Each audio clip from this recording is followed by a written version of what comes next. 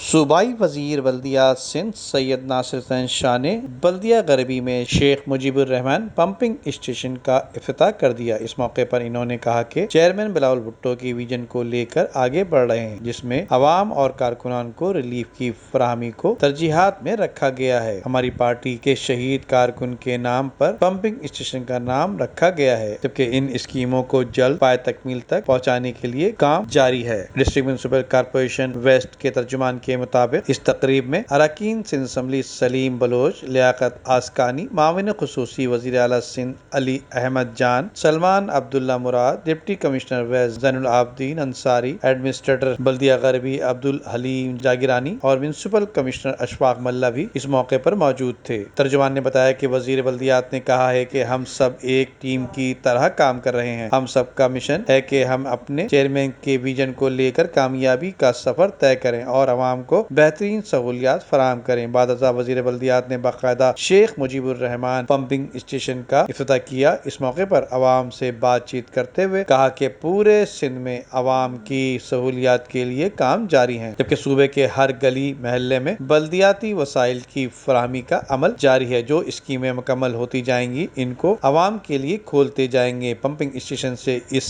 علاقے میں موجود افراد کو پینے کا صاف پانی میسر آ سکے گا اور ان علاقوں میں جہاں پانی کا حصول مشکل تھا وہاں اب پانی کی فراہمی مکمل ہو جائے گی۔ ڈسٹرکٹ ویسٹ میں عام آدمی کو وسائل کی فراہمی بلا تعطل جاری ہے۔ جلد ہی دیگر اسکیموں کا بھی افتتاح کیا جائے گا۔ آج کے دور میں لوگ نعروں پر نہیں، عملی اقدامات کرنے والوں کا ساتھ دیتے ہیں اور پیپلز پارٹی عوامی پارٹی ہے۔